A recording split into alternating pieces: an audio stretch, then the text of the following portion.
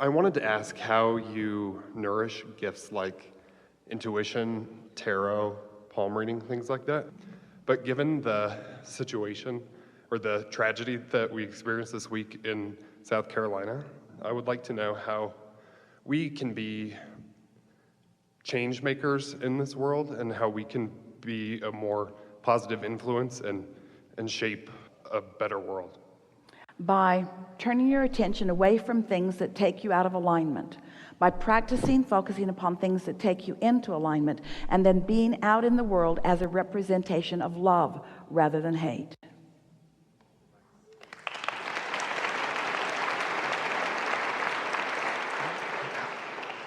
How can we do that with influencing your neighbor, but also masses of people? Well, it's no different to influence one than many, because once you accomplish your point of attraction, everyone who's a vibrational match to you will find their way to you. It's about trusting law of attraction and about utilizing your resources as effectively as you can. And by utilizing your resources effectively, we mean tuning in to your source. When you focus upon the tragedy, you disengage from source. You cannot focus upon the tragedy and be in sync with source. So your light's out for a while you're focused on the tragedy. You got your umbrella up so that you're resisting any inspiration that's coming your way. You're deflecting it. And you can tell by the way you feel that you are focused upon a condition that has you completely disconnected from your source. So you have nothing to give under those conditions. And sometimes people have accused us of encouraging you to put your head in the sand. In other words, if you're not aware of it, then it won't affect you. And that's exactly what we're encouraging. Because when you, in essence, put your head in the sand, now you have put yourself in what could be a meditative and therefore receptive state, because the conditions are no longer negatively influencing you away from your point of attraction, from your connection, from your alignment, from your source, from your resources. So that head in the sand gives you the opportunity for your cork to float, for your alignment to come, for your clarity to come. Now, the tragedy itself caused you to launch many rockets massively into your collective vortex. Your rockets say, we want a kinder, gentle world. We want a world where people are getting along better. Some are even wise enough to have wished soothing for the killer before he killed. Hardly anybody's thinking about that now. He did a terrible deed. Yeah, his manifestation was completely awful. We acknowledge that. But back there somewhere is someone who wants to be in alignment with source, who has the ability to be in alignment with source. So you want to follow his path, follow his trend? Yeah, let's kill him. Let's kill him like he killed. Let's hate him as much as he apparently hated those he killed. And we say, sort of not working out very well for you, is it? And so the only way into the loving world that you want is to acknowledge that you've put all of that love in your vortex. It exists as a reality. And the way that more and more of you line up with it is by looking there, not elsewhere. Trusting that the violence of the world, that these things that you call tragedies, are the very contrasting experience that has caused you to create a vortex that is causing the world to be better and better and better and better feeling for you. In other words, you don't have to look very far back in history to understand that you are living much differently now. There is much more personal connection with physical well-being and satisfaction in life now than there has ever been. Because every past tragedy and every past bad, awful experience has launched rockets of desire. But it's so interesting that it's the new generation that must be born in order to match up with it, because the existing organization is more interested in focusing upon the reason to hate than on the reason to love, you see. You would be hard-pressed to find someone who could look at this shooter and feel love. And yet Source does. We do. Because we know who he really is, not what vibrational stance he found, you see.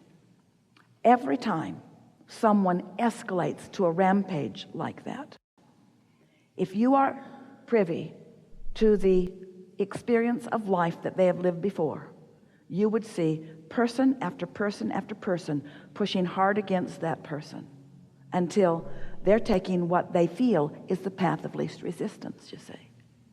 So we know it's not satisfying, because humans want to fix things in the action world. You want to dig right into the manifestations and make them right. So you want to talk about behavior and action. We don't want to talk about behavior and action. We want to talk about vibration. We want to talk about vibration gone amok. This is vibration gone amok. And if it was tended to unconditionally in a vibrational way, that vibration might not have gained the momentum to go amok. But most humans aren't willing to look at it in the vibrational sense. They want to look at it in the conditional sense. So if someone's a little trouble, push them aside. If somebody's a little trouble, reprimand them more. If someone's a little trouble, lock them up. If someone's a little trouble, make demands of them. And all that happens is that momentum gets stronger and stronger and stronger and stronger until they respond in some way. And then everyone stands back and says, oh, wow, where did that come from?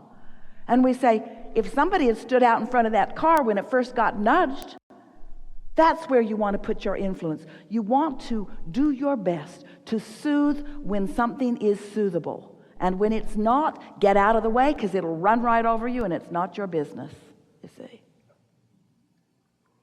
Yeah, that was good. You might not be ready for it, but it is good.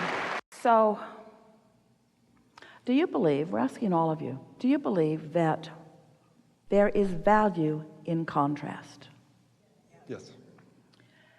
Do you believe that out of contrast, that rockets of desire are launched from contrast? Do you believe that big contrast launches big rockets? Do you believe that big rockets makes big vortexual changes?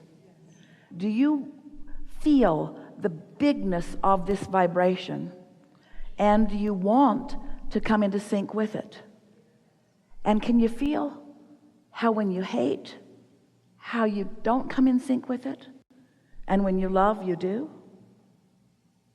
So we know your world is a long way from your collective consciousness forgiving rascals who make conditions that upset you. But it's not the forgiving of them we're asking for. It's your forgiving of your own point of attention so that you can align with the love rather than with the hate. You cannot focus upon something that makes you feel awful without perpetuating it. You cannot focus upon something that makes you feel good without perpetuating it. So you just got to decide. And if we were sitting in your physical seats, if we were standing in your physical shoes, we would understand from this powerful and important discussion that unconditional alignment is your power. It is your magic. It is your everything. You got to get out of the conditions and into the unconditioned. And then the world is your oyster. And you'll zig and zag and zig and zag and zig and zag. And instead of tragedies that are causing you to launch your rockets, it would be preferences. You don't have to have tragedies to launch rockets. One last thing. We're using your word tragedy. We don't agree with it. But in your vibrational awareness, tragedies of this proportion could not exist if it were not for the sea of hatred that feeds them. And one person with one gun cannot harness enough hatred for all of that. There's so much more to this story than that manifestation. Yeah. Yeah.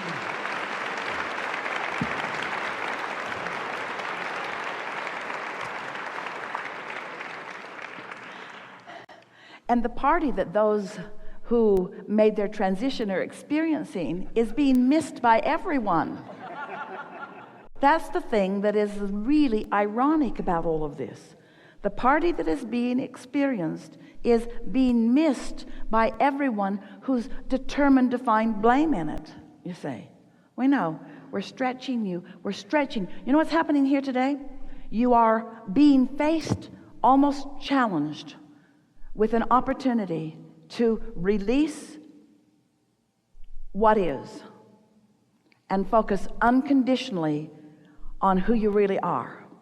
And when you make that jump, the manifestations that will begin pouring into your life experience, people are going to say, what happened to you? Seems like only yesterday you were listing this long list of things that you wanted that you couldn't make your way to, and now they're just popping into your experience left and right. And your answer is, I don't know exactly what happened, but I remember when it happened. I decided to be unconditional because I can control how I feel right now, but I can't control a condition.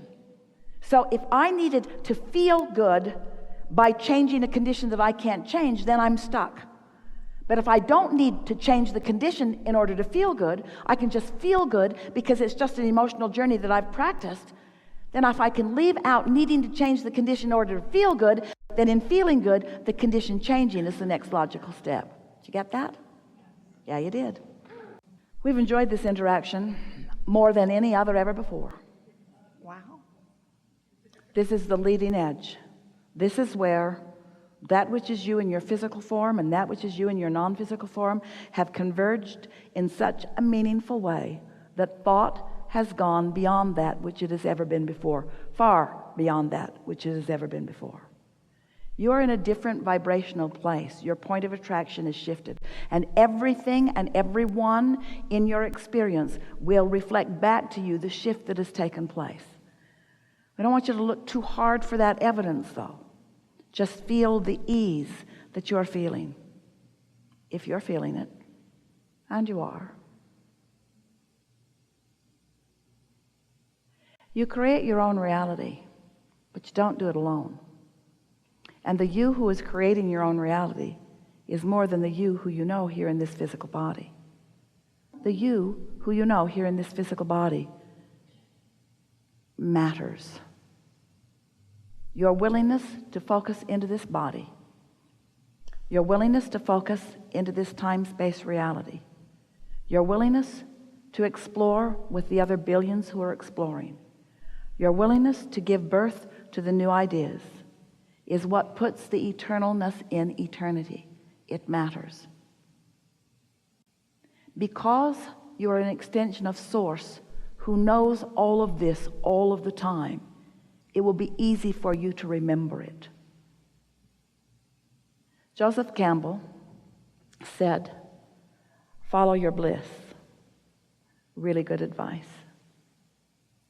We say, follow your bliss. Follow your fun.